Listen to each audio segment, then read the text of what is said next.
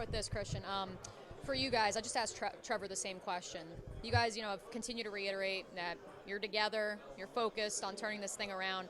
But did you sense a different type of frustration after this past Sunday's loss? Yeah, I guess you could say so. It's tough when you feel like you've been putting together a good couple weeks of practice, and you're close to getting things on a roll, especially after losing to the Giants in a close loss, and feeling like you're kind of in control of that game and letting it slip, and then the same thing. We offensively had some lulls in that game, and especially in the middle part of that game, and had a chance to put them away, and we didn't execute, didn't do that, and just kind of let them come back, and kept them in the game, and that's how you get beaten in the NFL. So it was tough for us, but it just shows how much guys care and how much guys want to win around here. Trevor said, I asked him, I got kind of philosophical with him, leadership styles. He said, he takes a lot of you wideouts aside afterwards. You all get together, you talk on the team bus.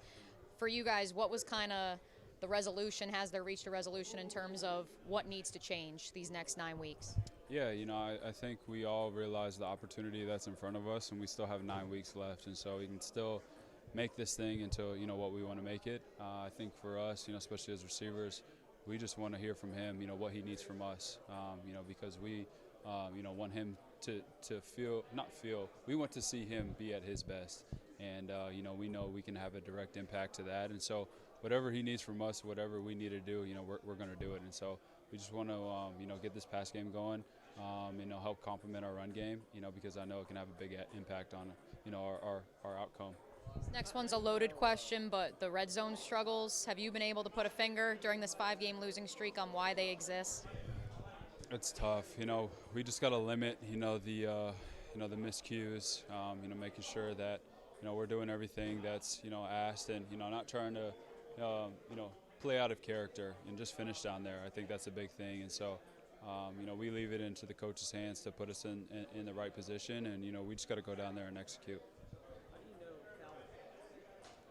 We're the same high school graduation class, so I would see them, on the camp circuits, Nike camps and whatnot.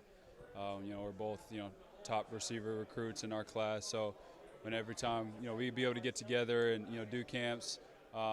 He went to Alabama, I went to A&M, so playing against him there.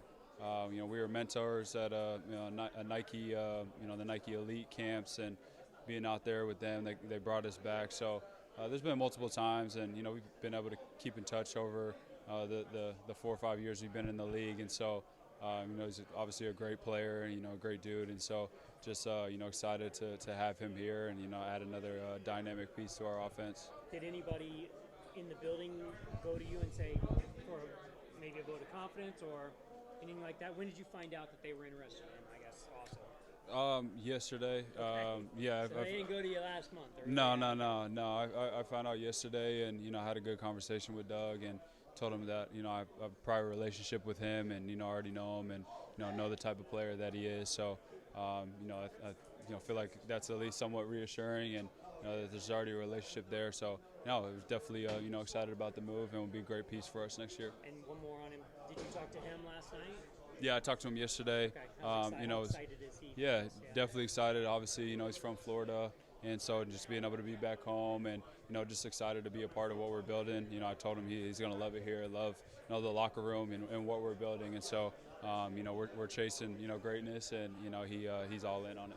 How much of that greatness, when you first got here, how much of that greatness was also knowing, like Doug said in his introductory presser, that this was not an overnight fix? Like for you getting here, I'm sure that's something he said to you, that this was going to be a gradual, add pieces as you go. Yeah, I came from a similar situation. I always refer back to it, but it's the closest experience that I can kind of, relate this to is, gradually as you go on, especially a new coaching staff, a lot of new players, you keep adding on, because another thing is depth and versatility in this league, and the more weapons you have, the more people you can look to, the better your team can be. And you look at the best teams in the NFL, they got guys at every position, and so those are the best teams, and I know that's what we're building here. So it's definitely like I said, something I've been through, and I've realized that it's going to be a process, but it's one that, you know, I want to be a part of, you know, and I want to get this thing going to where we want to be. So